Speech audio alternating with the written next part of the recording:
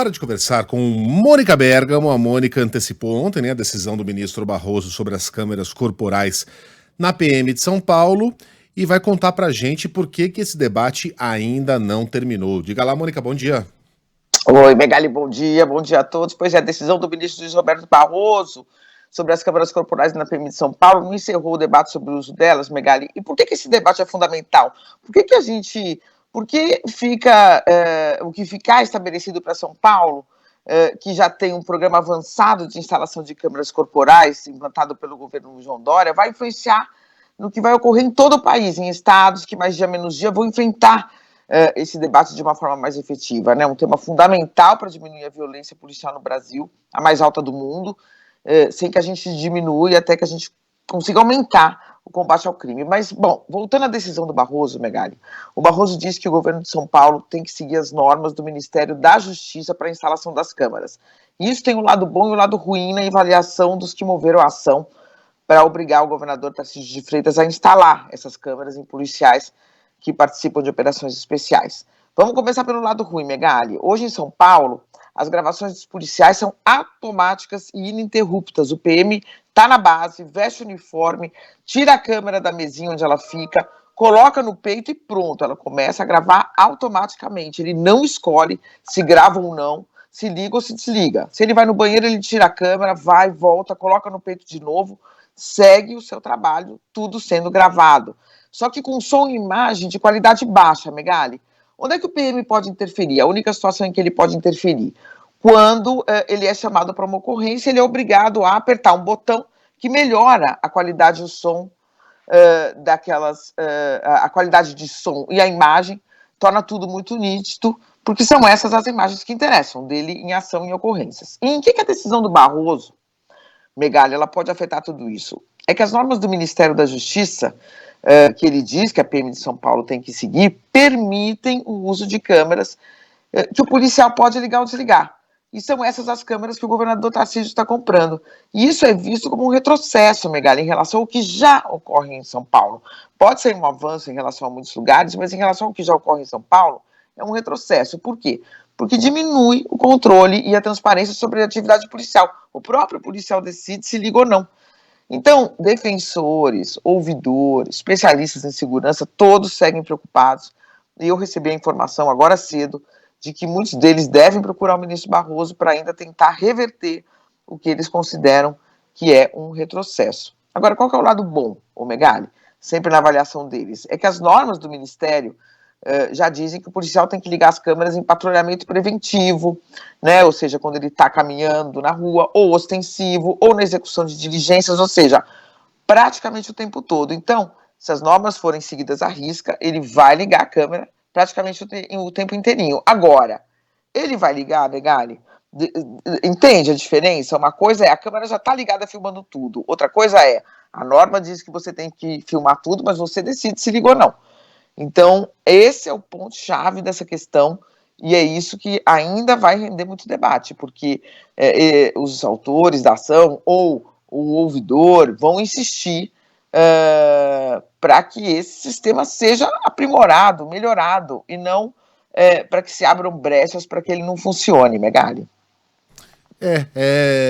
Porque o que a gente viu até agora, e veja, as diretrizes do Ministério da Justiça também não ficam muito distantes daquilo que foi apresentado pelo governo de São Paulo, hein, pra gente ser justo, elas são bem parecidas, mas o que a gente deveria buscar é uma polícia mais segura, mais eficiente, uma polícia mais próxima da população, aquela que a gente, quando veja o Camburão, se sinta seguro e protegido, e não ameaçado, e sinto muito, né? Durante muitos anos, quando a gente viu o Camburão se aproximando numa madrugada, especialmente de luz desligada, a gente temia pela própria vida. Os caras eram muito violentos. A polícia de São Paulo e do Brasil, de uma maneira geral, melhorou nesse sentido. Dentro do contexto de um país violento, ainda tem muita limpeza a ser feita, mas ela melhorou. A gente lentamente estava andando para um lugar melhor. E, de repente, a gente começou a ver políticas públicas e declarações de autoridades, e aqui eu estou falando mesmo do governador Tarcísio, do secretário de Segurança Pública Guilherme Derrite no sentido de buscar uma polícia mais violenta, a polícia do CPF cancelado, a polícia do bandido bom é bandido morto, truculenta, aquela que botava medo na gente. As câmeras fatalmente freariam esse eventual processo. E aí, o governador, quando ainda candidato, começou a oferecer a sua resistência a esse projeto. Quando ele ainda era uma ideia, na verdade já era uma realidade, né? E funcionando muito bem, só que em pouquíssimo número em São Paulo, ele dizia, com base em nada, com base no Instituto Tirei Daquele Lugar, que as câmeras não aumentavam a segurança da população. Mas segundo qual estudo, governador? Não aumentam.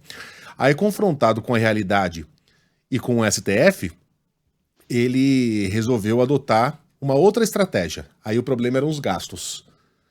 Porque se a gente ficar gravando tudo, o gasto é gigantesco, eu não consigo entender essa lógica.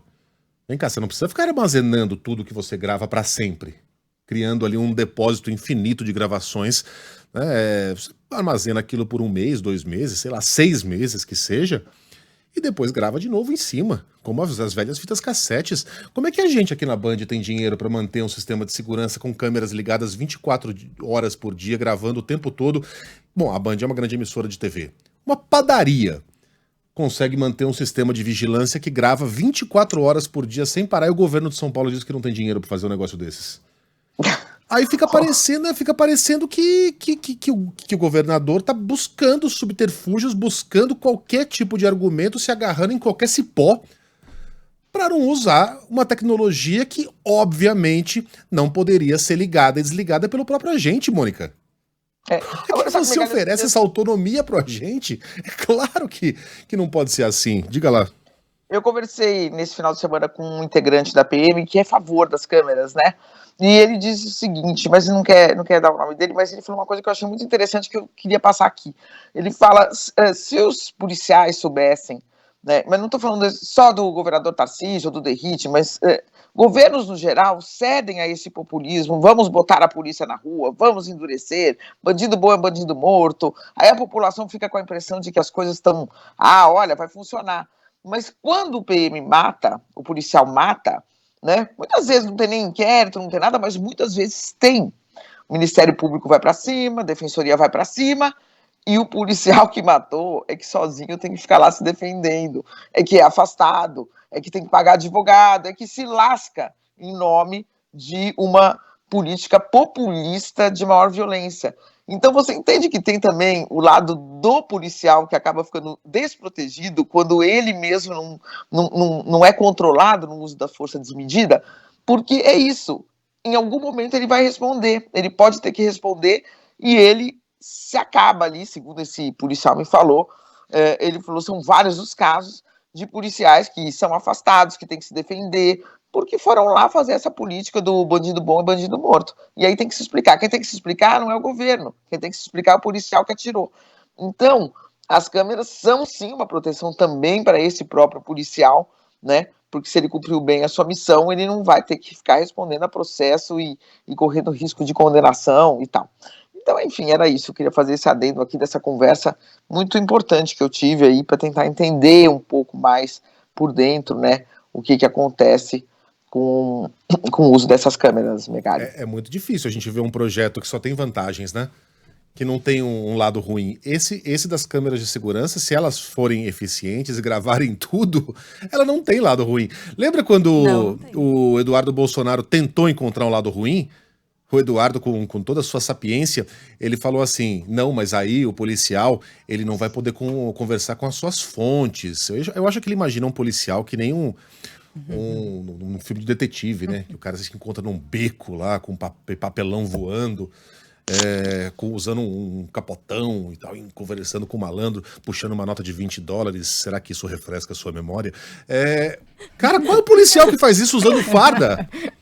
Qual é o policial que faz um negócio desse? Deixa eu chegar lá na comunidade com a minha farda e conversar com o X9 da... Ô, Eduardo, pelo amor de Deus, cara, me ajuda a te ajudar. Não tem lado ruim. Protege o bom policial, expõe o mau policial, protege a população, protege o policial que eventualmente tenha atirado em uma pessoa. Como disse a Mônica, né? Ele estava lá seguindo o protocolo, mas como é que a gente vai ter certeza?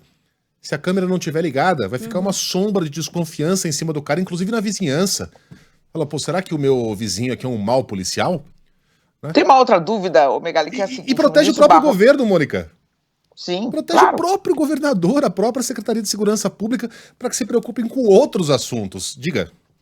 Megali, tem uma outra questão da decisão do ministro, que ele fala que o Supremo vai seguir de perto para ver se isso está sendo cumprido, ou seja, essas câmeras estão sendo ligadas de acordo com o que diz o Ministério da Justiça e tudo mais, se esse edital está cumprindo os protocolos. Agora, o que vai acontecer se daqui a 6 meses vier um relatório e falar, olha, as câmeras não estão sendo ligadas, na verdade, metade não ligou. Né? Quando você pega os vídeos das ocorrências, o policial inventou lá uma desculpa, não ligou.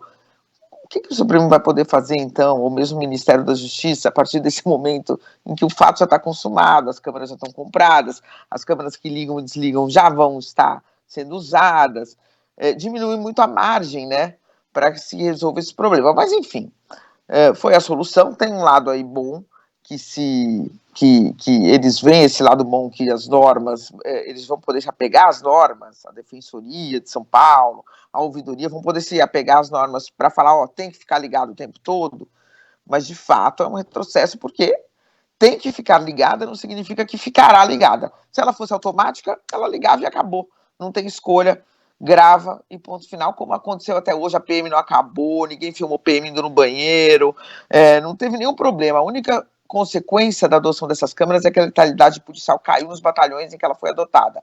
Esse é o dado objetivo, não teve nenhuma invasão de privacidade a policial algum até hoje. Você já viu o vídeo, Megali? Não. De policial indo no banheiro? Só em filme. Tenente Frank Drebin, corra que a polícia vem aí, foi fazer um pronunciamento, esqueceu de desligar o microfone, e aí fica aquele barulhão lá. É o plot twist, né? Não, era o xixi. Mas só em Hollywood. E se acontecer, quando acontecer, vai ser uma gafe parecida com a do César Maia, todo mundo vai falar, caramba. E depois ninguém mais vai fazer.